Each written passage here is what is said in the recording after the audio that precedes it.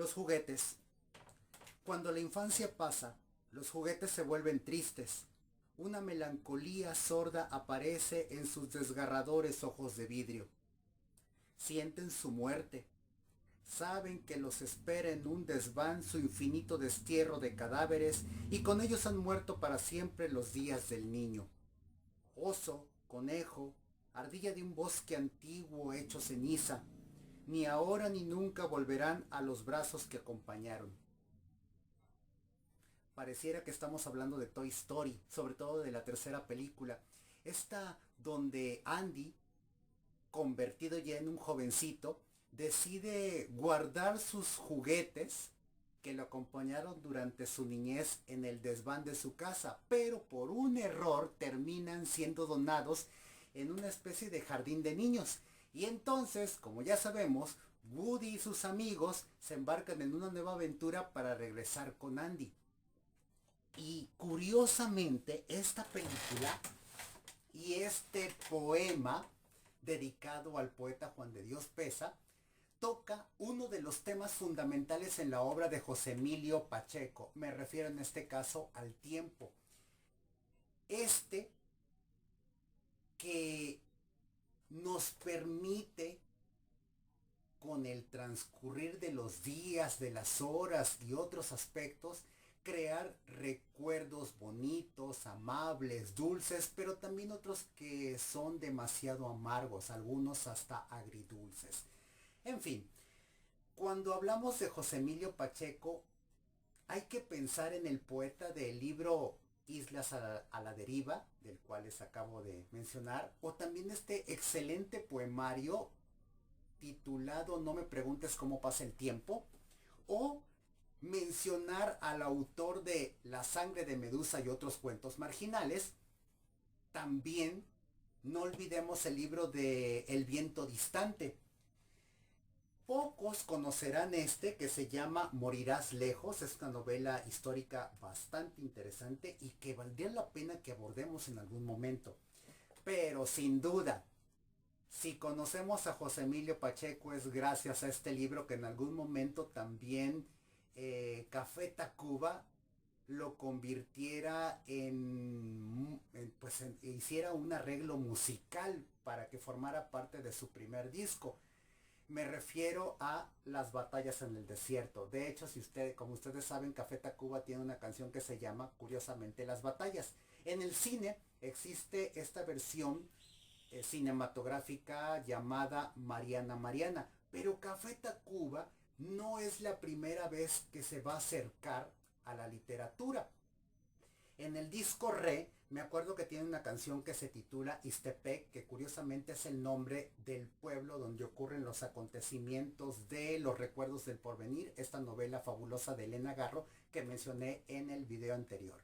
Pero bueno, hoy vamos a hablar de La zarpa, que curiosamente es una especie de metáfora. Ustedes tal vez por allá han escuchado que de vez en cuando la gente se da una manita de gato para embellecerse, para verse acá bien, pues, presentable. Pero en este caso, un zarpazo es algo así, es una cosa violenta. El mismo título nos está diciendo. Entonces, el cuento es una especie de violencia contenida. La protagonista se llama Zenobia, es una mujer bastante enojada con la vida, es una mujer que tiene serios problemas emocionales, con una autoestima destrozada. Pero, ¿qué es lo que provocó todo esto? Ahorita les digo. Primeramente, el cuento recurre a una especie de monólogo. De hecho, José Emilio Pacheco no es la primera vez que lo va a utilizar. En Las batallas en el desierto, por ejemplo, utiliza el monólogo a través de la memoria de Carlos para reconstruir todo lo que ocurrió durante su infancia, incluso ese hecho que desata todo el caos en la novela, cuando él finalmente dice, me voy a escapar de mi casa y me voy a ir a decirle a Mariana, la mamá de mi mejor amigo, que estoy enamorado de ella, señora de las 4 décadas, al final de cuentas. En el principio del placer, el diario que lleva Jorge nos permite enterarnos de todo lo que este muchacho sufre, vive y padece para alcanzar el amor de Ana Luisa. Mientras que en La Reina, un cuento que viene incluido, si no me equivoco, en el principio del placer, porque de hecho el principio del placer es una novela, o sea, este texto que es demasiado largo para ser un cuento, demasiado corto para ser una novela, es como una transición. En ese cuento de La Reina, les decía, la protagonista, Adelina, si no me equivoco, lleva un diario donde está contando, bueno, la mala relación que lleva con su hermano, el hecho de que nadie la entiende, salvo su papá, que es un comandante o un jefe de la marina, y curiosamente va a narrar también la frustración tras haber salido a los eventos del Carnaval de Veracruz y regresar toda humillada. Regresa toda bañada en una especie de líquido rojo y no me acuerdo qué otras cosas más, toda sucia. Y se desquita destruyendo todo lo que hay a su alrededor. Entonces, aquí no vemos una destrucción física, pero sí una destrucción interna, una destrucción moral que poco a poco va increciendo para después así como que ya saqué todo lo que tenía guardado. Entonces les decía, el autor recurre a esta especie de monólogo, pero en este caso es en un confesionario. Zenaida le está confesando a un padre que lo único que hace es escucharla.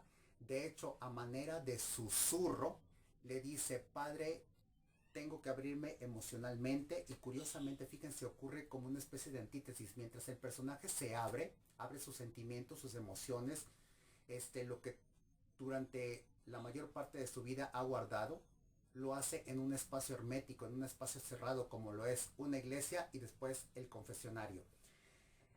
Entonces ahí pues expone que ella creció en Santa María la Ribera, en un lugar que parecía prometedor antes de que cayera prácticamente en el abandono, prácticamente que las mejores familias se fueran y que empezara a llegar pues lo más feo, y que curiosamente su mejor amiga Rosalba, con la cual creció, con la cual fue a la escuela desde el jardín de niños hasta la preparatoria. Dice, siempre éramos así, inseparables, porque nuestras madres nos decían, ándenle, véanse como hermanitas, amiguitas que son, acompáñense, apóyense.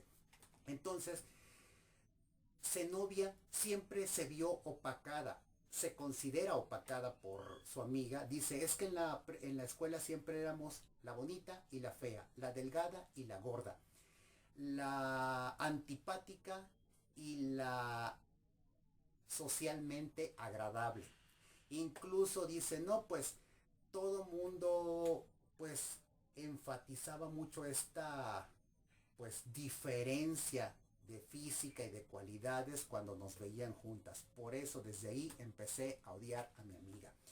Pero fíjense que también ocurre una cosa, este hecho de que nos cuesta trabajo entender las razones que las personas tienen para actuar de una forma. De hecho, también hay otra cosa. Los seres humanos somos envidiosos, somos egoístas, anhelamos, codiciamos lo que los demás tienen. Y no me vayan a decir que no. Ustedes muchas veces hemos dicho, ay, ¿por qué yo no tengo el celular que él posee? ¿Por qué yo no tengo la personalidad que esta persona tiene? ¿Por qué yo no vivo en una casa como la tuya? O sea, todo el tiempo nos estamos comparando y no vemos las cosas buenas que tenemos a nuestro alrededor. Tal vez no tengamos una casa de 2, 3 pisos, pero tenemos una casa bonita que nos mantiene pues seguros, nos cobija del frío, vivimos en una familia, tenemos un padre, una madre, un perrito, un cotorro, lo que ustedes quieran. Siempre estamos anhelando, codiciando lo que los otros tienen. Y en vez de trabajarlo, lo único que hacemos es estar siempre en el resentimiento. Nos cuesta trabajo entender ese tipo de personas. Pero Les voy a decir como me dijo una vez una amiga, y no quiere decir con esto estoy justificando lo que acabo de decir, me dijo que solo la cuchara sabe lo que hay en el fondo de la olla. A veces quisiéramos poder entenderlo, poder decir, ok, te entiendo lo que sientes, pero parece absurdo lo que nos cuentan y la manera en que se justifican. Hay una cosa que se señala en el cuento, el aspecto de la juventud, o sea, la juventud es sinónimo de belleza, incluso también dicen en el cuento, cuando se es joven, uno tiene un talento oculto. Sí es cierto, los jóvenes, por lo regular, son talentosos para tocar instrumentos musicales, son hábiles en los deportes, hay algunos que son buenos estudiando, otros que son buenos bailando, algunos tienen una personalidad seductora, otros pues son tiktokeros, son influencers, son youtubers, pero no todos son así. Hay gente que pues sí es un poquito hermética, un poco tímida, pero poco, y eso es parte de la personalidad que se encargan en este caso de ir construyendo, porque pues sí, también la personalidad se construye. Y yo a veces siento que también esa personalidad tiene mucho que ver con el autoestima y la seguridad que tus padres te otorgan, te fomentan. ¿Sí? Si vas a estar alimentando a una persona y decirle, ay, qué tonto eres, ay, qué bruto, ay, qué necio, ay, qué esto y ay, qué loco, pues entonces lo que vas a tener es una persona que no se valora como ser humano. En cuanto a la belleza, hay una novela que se llama Llámame por tu nombre de André Aciman. Por ahí seguramente conocen ustedes la versión cinematográfica protagonizada por Timothy Chalamet. En esa película, pero también en el libro, ya casi al final, hay un momento en el que Elliot, el protagonista, está pues con el corazón destrozado y su papá se le acerca y le dice, mira hijo, lo que tú acabas de vivir, muy pocos tienen la oportunidad. Sobre todo, has amado y te correspondieron. Eres joven, tienes un mundo entero por descubrir y aprovecha que, pues eso, que eres joven y bello, porque llega un momento en el que empiezas a crecer y tu cuerpo, en lugar de atraer, de llamar la atención de los demás, comienza a dar repulsión. O sea, la juventud es casi casi como una especie de sinónimo, una especie de imán de poder, mientras que la vejez termina por destruirlo todo. Es el paso del tiempo del cual nos habla José Emilio Pacheco y que curiosamente otros escritores como James Barrie en Peter Pan dice, el tiempo nos alcanza, es un cocodrilo que va lentamente, pero tarde o temprano abre sus fauces y nos agarra, nos atrapa, nos destruye, nos consume el tiempo. Viene también esta cuestión de las aspiraciones de las mujeres. En el cuento, Zenobia dice, pues sí, a lo máximo que podía llegar una mujer en cuanto a estudios era a la preparatoria. Muy pocas hacían la universidad. Y otras pues se casaban porque no les quedaba más remedio. Fíjense que hace poco escuché un video que grabó este jugador, Javier Hernández, el Chicharito, el famoso Chicharito. Un video terrible que habla y dice que las mujeres actualmente y desde hace un buen rato están destruyendo la masculinidad, que en lugar de quedarse en sus casas donde hay mucho que hacer, mucho que limpiar y mucho que construir y dejarse amar por los hombres, insisten en irse a hacer otras cosas para las cuales no están destinadas. Están negándose el papel que la vida les ha otorgado y que por eso pues prácticamente les va como les va. Y uno cuando escucha esas cosas dices, no manches Chícharo, ¿es neta lo que acabas de decir? Me acuerdo que en La sonrisa de Mona Lisa, esta película protagonizada por Julia Roberts, también hay un momento en el que ella se molesta porque está dando clases en una escuela para señoritas y está luchando con esta idea de que tengo que sacarles esta idea de que nacieron para ser madres, esposas y amas de casa y hacerles ver que también pueden ser unas exitosas abogadas, doctoras, maestras, vamos hasta taxistas o empresarias o lo que ellas quieran ser. Pero fíjense que yo tengo a una compañera con la que iba en la prepa en algún momento. Era buenísima, buenísima, buenísima, excelente. Entró a una facultad de ciencias y faltándole un año para terminar, decidió dejarlo. Se casó, tuvo hijos y siempre me pregunté por qué una persona tan brillante como ella dejó de estudiar para ser mamá. Pero ahora sí, como dice la canción, y muy tarde comprendí que fue su decisión. Uno no puede influir. En todo caso dices, ok, opté y es muy respetable. Quieres ser mamá, quieres estar con tus hijos, adelante.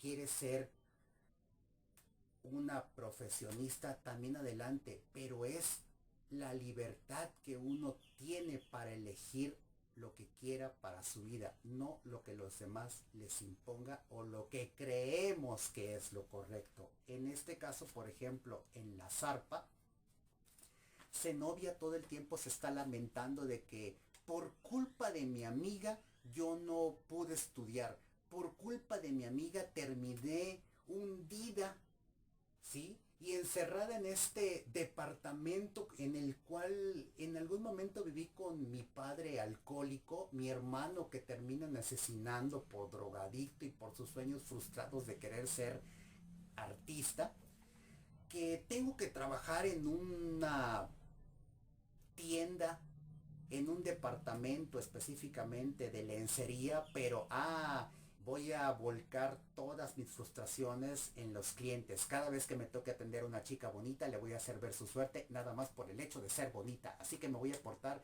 vil y despreciable. Entonces, hay un momento en el que como lectores nos seguimos preguntando, güey, ¿por qué tanto odio? ¿Por qué tanto resentimiento? En el cuento hay un momento en el que se explica, bueno, cómo son estos personajes, cuáles son las características que ellos tienen. Rosalba, como ya lo mencioné o lo di a entender en esta conversación, es una persona linda, graciosa, inteligente, agradable, buena en el trato, es cordial. Zenobia es todo lo contrario. Si Rosalba, por ejemplo, es delgada, Zenobia es obesa, pero es malgeniuda, es grosera, es bruta, tosca, pesada, antipática, díscola. Es lo que Shakira llamaría una bruta fea, sordomuda, torpe, traste, testaruda. Bueno, sordomuda no, porque bien que escucha a la mujer. Bueno, escucha lo que quiere y lo que le conviene. Cada vez que estas dos mujeres en distintas etapas de su vida se encuentran, Rosalba siempre haya la manera de decirle, ¿sabes qué, amiga? Qué linda, pero no puedo ir contigo, no te puedo acompañar, o de plano le cierra la puerta. Pero se sigue alimentando, sigue guardando el resentimiento tan absurdo. Bueno, absurdo, yo sí lo considero. El personaje de Zenobia también representa lo que es los pecados, en este caso tres pecados capitales: la pereza, la ira y el orgullo. La pereza en el sentido de, en lugar de activarse, de ponerse las pilas, se duerme en sus laureles y dice, yo no hice esto porque no tuve quien me acompañara, quien me impulsara. Es una mujer orgullosa porque en lugar de decir, ok, carezco de esto, pero me voy a levantar, voy a trabajarlo, voy a hacerlo. No, utiliza este orgullo de, pues sí, soy pobre, pero pues nadie me humilla. Nadie me va a presumir lo que tiene y me va a hacer ver de lo que yo carezco.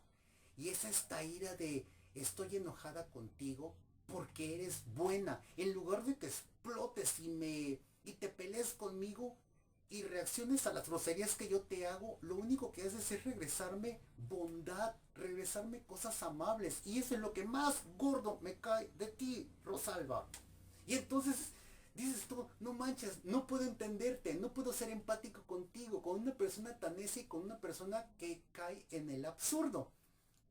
Entonces les decía, es un cuento que explora mucho lo que son estos aspectos de las emociones, de que los seres humanos somos criaturas herméticas, o en algunos casos las propias personas nos hacen ser herméticos.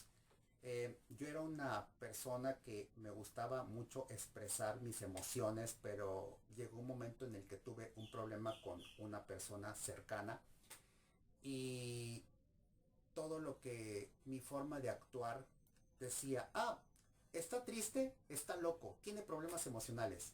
Está enojado, está loco, tiene problemas emocionales. Está serio, está loco, tiene problemas emocionales. Y entonces yo me empecé a convertir en una persona hermética, porque decía, es que si muestro lo que siento, o bueno, sí, lo que siento, lo que me pasa, me van a decir que soy de esta manera. Y todo eso de guardarme mis emociones en algún momento me hizo daño, afectó mi cuerpo.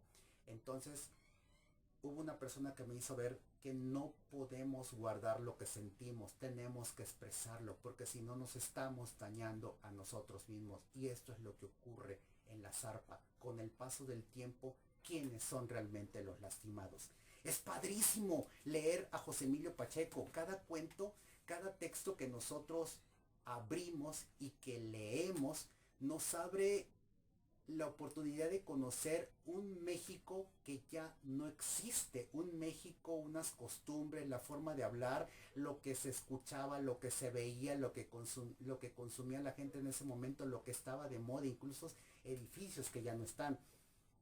Hay una anécdota padrísima que les quiero contar. Por ejemplo, su esposa Cristina y él tenían la costumbre de que cuando tenían que alejarse del uno del otro por razones de trabajo o por viajes que tenía que hacer José Emilio, intercambiaban libretas.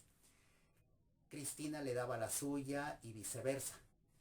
Entonces cuando se volvían a ver, José Emilio le decía, ten la libreta que me entregaste.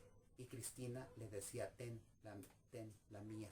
Y entonces abrían las libretas y se ponían a leer todo lo que les había ocurrido en el tiempo en el que estuvieron separados. Incluso Cristina, por ejemplo, bueno, Cristina ya murió desgraciadamente.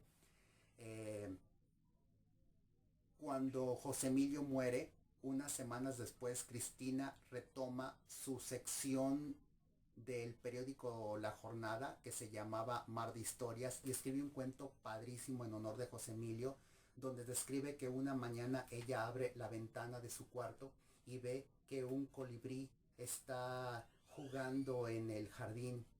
Y ella dice, no, pues el colibrí tiene que ver con el alma de las personas que regresan del inframundo a visitar a los vivos. Dice, si ese colibrí llegó, es probable que tú también regreses. Es una cosa preciosa. De hecho, a mí honestamente como lector me encantaría leer esas libretas. Por ahí también tenemos la oportunidad de leer los textos que José Emilio escribiera para la revista Proceso, ensayos, pequeñas crónicas sobre política, sobre literatura y otros temas. También, por ejemplo, leer a José Emilio Pacheco implica conocer a un escritor que habla sobre la historia de su país, habla sobre zoología, habla sobre botánica y habla pues también sobre este paso del tiempo que ya mencioné y que nos permite descubrirnos como seres humanos. Próximamente estaré hablándoles de otro escritor fabuloso y este escritor nos va a transportar a un viaje por los libros, pero sobre todo estos espacios increíbles que son las bibliotecas que todavía están vigentes aunque muchos no lo crean. Yo soy Alberto y estos fueron los cuentos de Fernando Burgos. Nos vemos muy pronto.